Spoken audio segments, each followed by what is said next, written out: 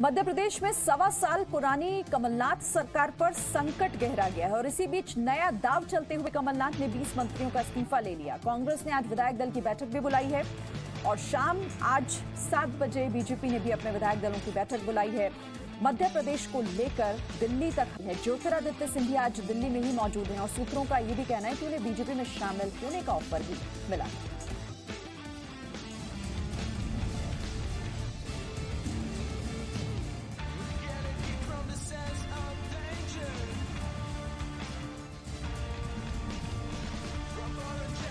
महज 1.25 साल पहले मध्य प्रदेश की सत्ता संभालने वाले कमलनाथ भी आज यही सोच रहे होंगे कि एमपी वाकई अजब है।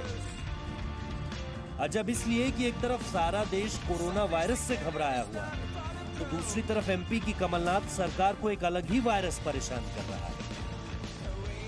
वो है बगावत का वायरस, जो वैसे तो मध्य प्रदेश में कांग्रेस सरकार बनने के टाइम से ही मौजूद था, लेकिन अब कोरोना की तरह पूरी ताकत से सक्रिय हो गया है। सीएम साहब को समझ में नहीं आ रहा कि अपनी सरकार बचाएं भी तो कैसे।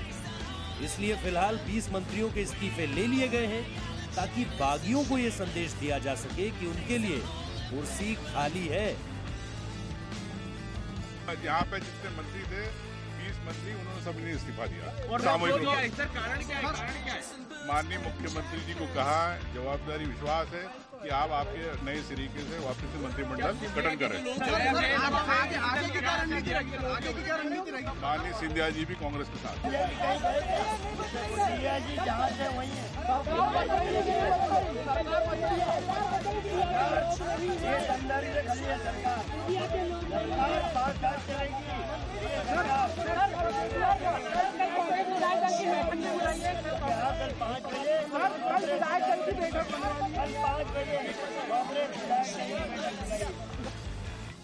बीस मंत्रियों के इस्तीफे को कमलनाथ की तरफ से चला गया सरकार बचाने का बड़ा दाव माना जा रहा है। इससे मंत्रिमंडल के पुनर्गठन का रास्ता साफ हो गया है। अब नए मंत्रिमंडल में नए चेहरों को जगह मिल सकती है। बेशक इससे असंतुष्टों को साधने में मदद भी मिलेगी। प्रदेश की जनता ने जो जनादेश दिया है, उस जनादेश को जो भी ठुकराएगा उसको जनता जवाब देगी। सर, आज ये कहा जा सकता है ऑल इज वेल है।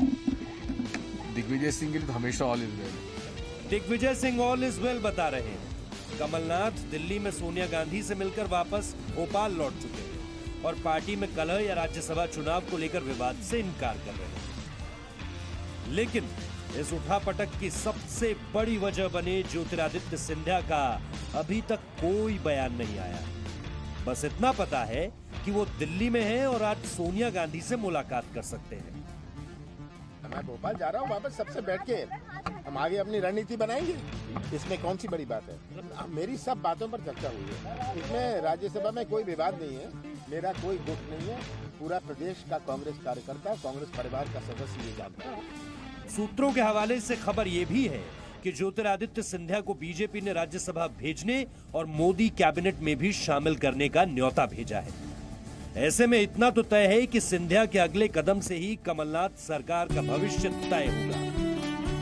कमलनाथ की सबसे बड़ी दिक्कत यह है कि उनके 6 मंत्रियों समेत 20 विधायक भोपाल छोड़कर बेंगलुरु में बैठे हैं। उन सबके फोन भी बंद। ऐसे में दिल को तसल्ली देने के लिए कमलनाथ विपक्षी पार्टी बीजेपी पर खींच निकाल रहे हैं, लेकिन वो अच्छी तरह जानते हैं कि उनकी सत्ता को चुनौती देने वाला कोई बाहरी है ही नहीं। असल में सत्ता की जंग तो पार्टी के अंदर ही है, जिसके सूत्रधार हैं गुना के महाराज ज्योतिरादित्य सिंधिया। बेंगलुरु के होटल में बैठे कांग्रेसी विधायक भी यकीनन सिंधिया के ही समर्थक हैं। ब्यूरो रिपोर्ट, जी मीडिया, भोपाल।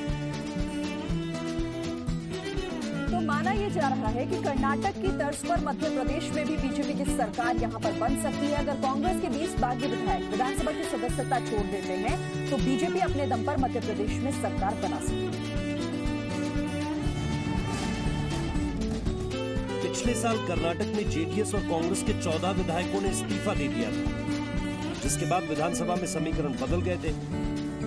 इसके बाद बीजेपी ने वहां आसानी से अपनी सरकार बना ली। यही फॉर्मूला अगर मध्य प्रदेश में भी अपनाया जाता है तो बीजेपी यहां सत्ता में वापसी कर सकती है। मध्य प्रदेश में 230 विधानसभा सीटें हैं। 2 विधायकों का निधन होने से वर्तमान में 228 सदस्य हैं।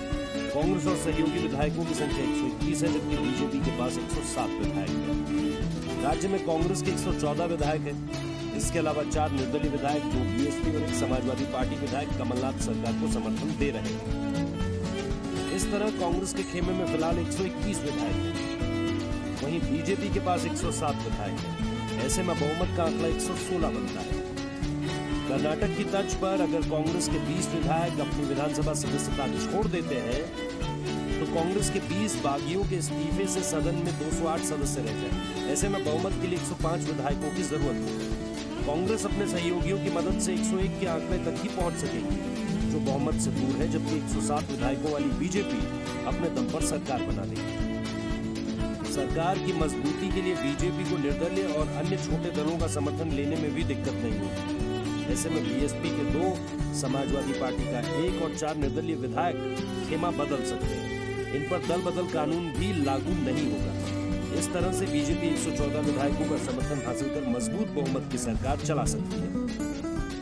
ये लुकआउट हमारे पार्टी के हाईकमांड कमलनाथ जी का है। चीफ मिनिस्टर वो है, प्रदेश अध्यक्ष आज की तारीख में रहेगा, वो तय करेंगे जो करना है।